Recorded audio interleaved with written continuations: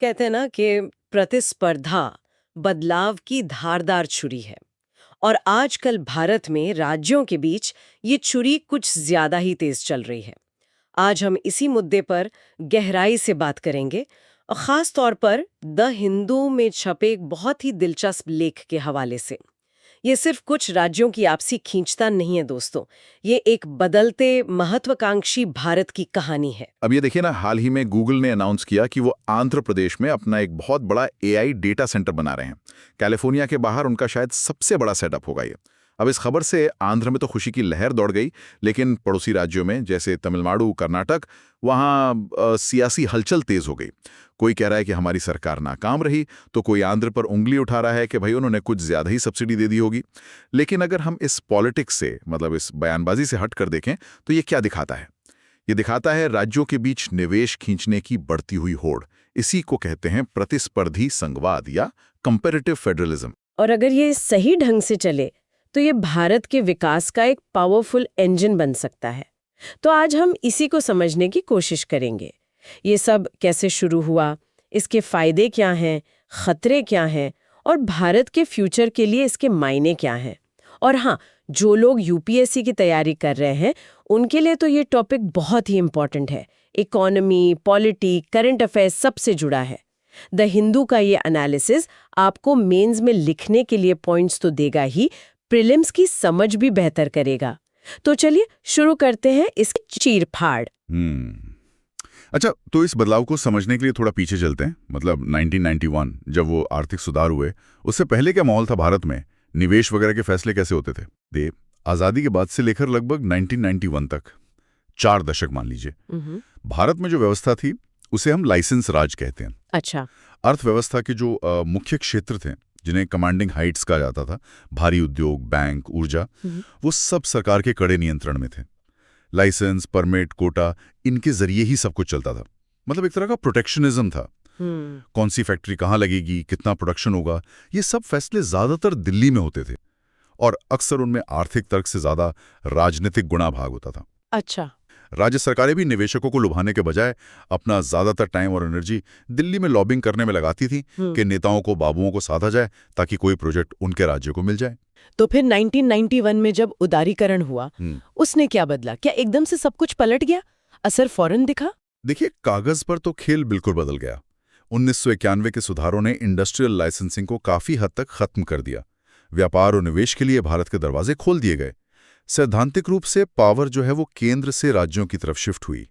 उम्मीद ये जगी कि अब राज्य आपस में कंपटीशन करेंगे। बेहतर इंफ्रास्ट्रक्चर, अच्छा शासन, अच्छी नीतियां, इनके दम पर निवेशकों को अपनी तरफ खींचेंगे। लेकिन सच कहूं तो ये बदलाव बिल्कुल रातों रात नहीं आया। अगले लगभग 2 दशकों तक भी बड़े निवेश के फैसले काफी हद तक दिल्ली सेंट्रिक ही रहे। अच्छा, ऐसा क्यों? एक तो सरकारी कंपनियों का दबदबा बना रहा, दूसरा राज्यों की जो अपनी मशीनरी थी, जो नौकरशाही थी, वो भी इस नए माहौल के साथ मतलब तालमेल बिठाने में थोड़ी धीमी रही। पुरानी आदतें इतनी जल्दी जाती नहीं हैं। हाँ, ये बात तो है। लेकिन फिर पिछले 10-1 साल में ऐसा क्या हुआ कि अब हम इसे प्रतिस्पर्धी संघवाद का उदय कह रहे हैं? ये अब इतना तेज कैसे हो गया? कुछ हालिया मिसालें हैं इसकी। यहीं से कहानी असल में दिलचस्प होती है ना? बिल्कुल बिल्कुल। पिछले 1 दशक में ये ट्रेंड बहुत मजबूत हुआ है।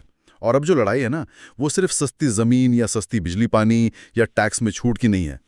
अब राज्य असल में विश्वसनीयता यानी क्रेडिबिलिटी और क्षमता यानी कॉम्पिटेंस पर मुकाबला कर रहे हैं। अच्छा, मतलब ये कि क्या किसी राज्य की नीतियां भरोसेमंद हैं, क्या वो स्थिर रहती हैं, क्या सरकारी मंजूरियां तेजी से मिलती हैं, क्या वहां स्किल्ड लेबर है, और सबसे बढ़कर क्या वहां का शासन अच्छा है, प्रभावी है। जैसे आपने गूगल का उदाहरण दिया आंध्र प्रदेश का, वो इसी का नतीजा है। हाँ। या फिर जब फॉक्सकॉन जैसी बड़ी कंपनी भारत आई अपनी इलेक्ट्रॉनिक्स फैक्ट्री लगाने, तो आपने देखा होगा महाराष्ट्र से लेकर तमिलनाडु, तेलंगाना, कर्नाटक, कई राज्यों के मुख्यमंत्री, टॉप ऑफिशियल्स सब उनको अपने यहाँ लाने के लिए पूरी ताकत लगा रहे थे। हाई प्रोफाइल पिचिंग चल रही थी। हाँ, वो तो काफी खबरों में था। बिल्कुल। फिर वो वेदांता फॉक्सकॉन का सेमीकंडक्टर प्लांट वाला मामला देखिए। महाराष्ट्र और गुजरात के बीच कितनी जोरदार लॉबिंग हुई। आखिरकार गुजरात सफल रहा। ये दिखाता है कि ये अब कितना हाई स्टेक गेम बन गया है। और आजकल इलेक्ट्रिक गाड़ियों को लेकर देख लीजिए, ईवी मैन्युफैक्चरिंग हब बनने की होड़ मची है। तमिलनाडु, कर्नाटक, महाराष्ट्र, गुजरात, हरियाणा, तेलंगाना सब अपनी ईवी पॉलिसी को और बेहतर और आकर्षक बनाने में लगे हैं। ये सब उदाहरण क्या दिखाते हैं कि निवेश खींचना अब एक बहुत ही गंभीर प्रोफेशनल काम बन चुका है। और यहीं वो बड़ा शिफ्ट है। भारत, जो पहले एक परमिशन मांगने वाली अर्थव्यवस्था थी, वो धीरे धीरे मनाने वाली यानी परसुएड करने वाली अर्थव्यवस्था बन रही है। ये मनाने वाली अर्थव्यवस्था वाली बात काफी इंटरेस्टिंग है। ये सिर्फ पॉलिसी का नहीं, सोच का बदलाव लगता है। अच्छा, क्या दुनिया के दूसरे फेडरल देशों में भी ऐसा ही होता है? मतलब वहां भी राज्य या प्रांत आपस में ऐसे ही कंपटीशन करते हैं निवेश के लिए? हाँ, बिल्कुल होता है। बल्कि ये तो सफल संघीय व्यवस्थाओं की एक पहचान मानी जाती है। अब अमेरिका को ही देख लीजिए। जब अमेज़न ने अपना दूसरा हेडक्वार्टर HQ2 बनाने का ऐलान किया और शहरों से प्रस्ताव मांगे, तो क्या हुआ था? 200 से ज्यादा शहरों ने अरबों डॉलर की टैक्स छूट, इंफ्रास्ट्रक्चर में मदद, स्किल्ड वर्कर देने के वादे, इन सब के साथ बड़े बड़े डिटेल प्रपोजल भेजे। कुछ लोगों ने इसकी आलोचना भी की, कहा कि ये तो सब्सिडी वॉर है। लेकिन इस पूरी प्रक्रिया ने उन शहरों को अपनी गवर्नेंस, अपनी ट्रांसपेरेंसी, अपने फ्यूचर प्लान्स पर गंभीरता से सोचने को मजबूर किया। कई शहरों ने तो उन प्रपोजल्स को अपने अर्बन डेवलपमेंट का आधार बना लिया, भले ही अमेज़न उनके यहां नहीं गया। अच्छा। जर्मनी में देखिए, वहां के जो राज्य हैं जिन्हें लैंडर कहते हैं, वो हाईटेक इंडस्ट्री और R&D इन्वेस्टमेंट खींचने के लिए बहुत एक्टिवली कंपटीशन करते हैं।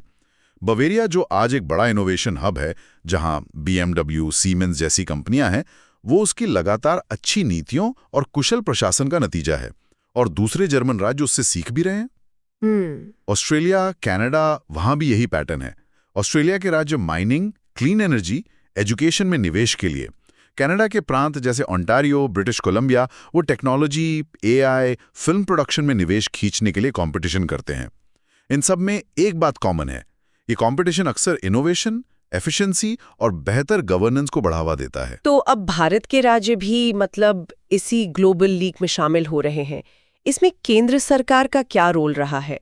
और ये जो भारत की डाइवर्सिटी है, मतलब हर राज्य अलग है, सबकी अपनी ताकतें हैं, कमजोरियां हैं, ये इस कंपटीशन में रुकावट बनती है या ताकत? हाँ, भारत के राज्य अब निश्चित रूप से इस लीग का हिस्सा बन रहे हैं। और जो राज्य अच्छा कर रहे हैं, वो न सिर्फ पैसा यानी कैपिटल खींच रहे हैं, बल्कि टैलेंट और नए आइडियाज को भी खींच रहे हैं। और जो ज्यादा महत्वपूर्ण बात है वो ये कि वो गवर्नेंस के ऐसे स्टैंडर्ड सेट कर रहे हैं जिन्हें देखकर दूसरे राज्यों पर भी प्रेशर बन रहा है कि वो भी बेहतर करें। इसमें केंद्र सरकार की भूमिका भी अहम रही है।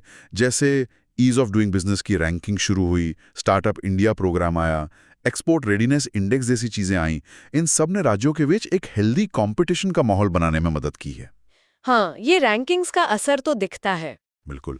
पहले क्या होता था, निवेशक अक्सर भारत की जो जटिल ब्यूरोक्रेसी है या इतनी सारी क्षेत्रीय विविधताएं हैं, उससे थोड़ा घबराते थे। अब इसी विविधता को एक अवसर की तरह देखा जा रहा है।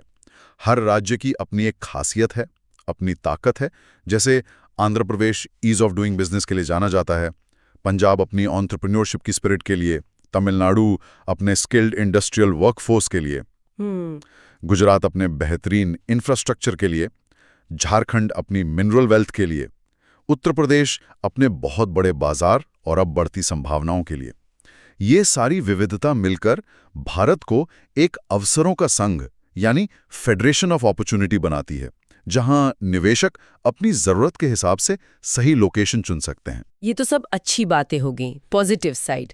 लेकिन इस होड़ के, इस कंपटीशन के कुछ खतरे भी तो होंगे। जैसे आपने वो सब्सिडी वॉर का जिक्र किया अमेरिका के केस में।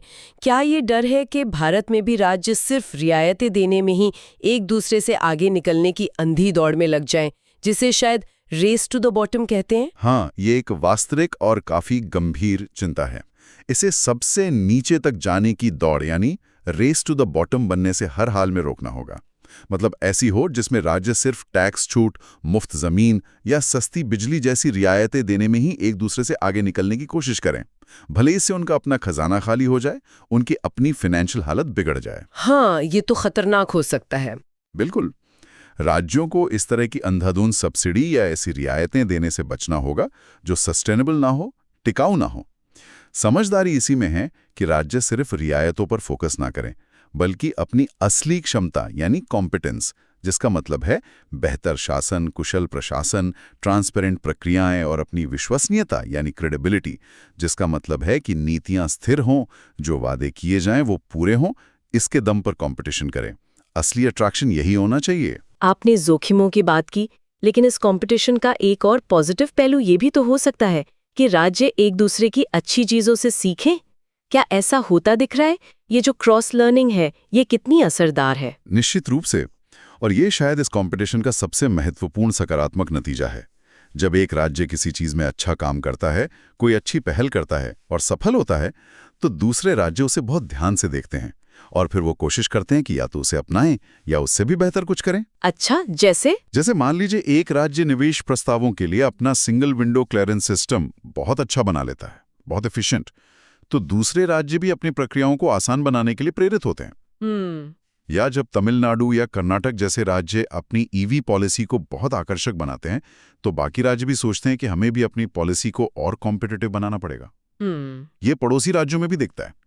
हरियाणा की इंडस्ट्रियल सक्सेस शायद हिमाचल जैसे राज्यों को प्रेरणा देती हो। मध्य प्रदेश में जो सुधार हुए हैं वो शायद छत्तीसगढ़ को सोचने पर मजबूर करते हो।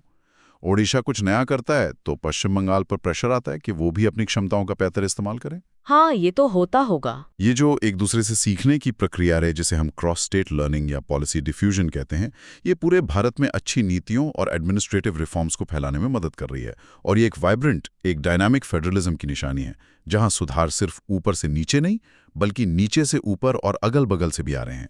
पूरी दुनिया में सप्लाई चेन्स को लेकर जो आजकल बातें चल रही हैं, खासकर ये China+1 स्ट्रैटेजी, जहां कंपनियां सिर्फ चीन पर डिपेंड नहीं रहना चाहती, दूसरे देशों में भी बेस बनाना चाहती हैं, इस कॉन्टेक्स्ट में भारतीय राज्यों की ये आपसी होड़ कितनी इम्पोर्टेंट हो जाती है? ये बेहद बेहद महत्वपूर्ण है।